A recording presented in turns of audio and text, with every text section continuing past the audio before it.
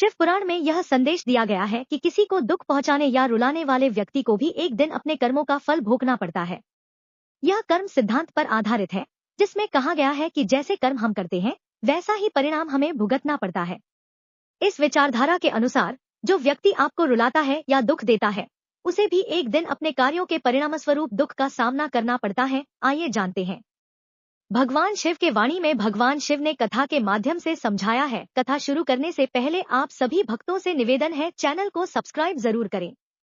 शिव पुराण में एक कहानी आती है जिसमें यह संदेश दिया गया है कि जो दूसरों को दुख देता है उसे भी समय के साथ अपने कर्मों का फल भुगतना पड़ता है।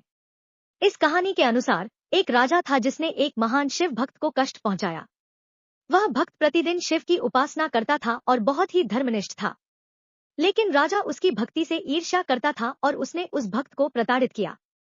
भक्त ने फिर भी भगवान शिव की भक्ति में कोई कमी नहीं की और पूरी निष्ठा से शिव की आराधना करता रहा। एक दिन भक्त की भक्ति और उसके धैर्य से प्रसन्न होकर भगवान शिव ने उसे दर्शन दिए और उसे वरदान दिया कि जो उसे दुख देगा वह खुद भी उसी प्रकार का कष्ट पाएगा।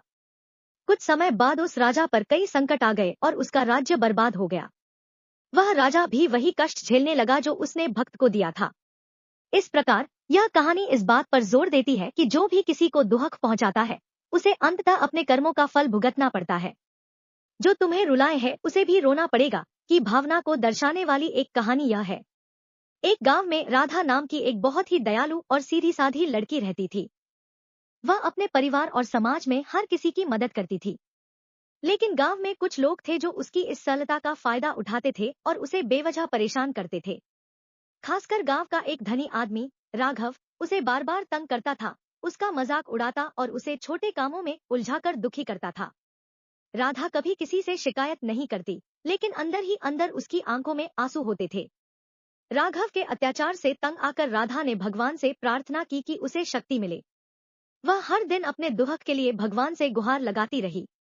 भगवान उसकी भक्ति और निर्दोषता से प्रसन्न हुए और उसे आश्वासन दिया कि वह सही समय पर न्याय देखेगी। कुछ समय बाद राघव के जीवन में बुरे दिन आ गए। उसकी संपत्ति बर्बाद होने लगी और वह गंभीर बीमारियों से घिर गया। उसके दोस्त और सहयोगी जो कभी उसकी संपत्ति और शक्ति के कारण उसके साथ थे, अब उसे अकेला छोड़ गए। राघव को अब उस दर्द का अनुभव होने लगा जो उसने राधा को दिया था। उसकी हालत इतनी खराब हो गई कि उसे राधा से मदद मांगनी पड़ी।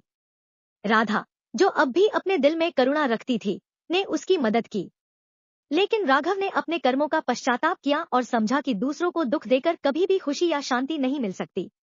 वह रोते हुए राधा से माफी मांगने आया और अपने गलत कामों के लिए पछताया। इस कहानी का सार यह है कि जो किसी को दुख या आंसू देता है उसे भी अपने कर्मों का फल अवश्य भुगतना पड़ता है। न्याय प्रकृति के नियमों के तहत होता है और समय के साथ सबको अपने कर्मों का हिसाब देना पड़ता है।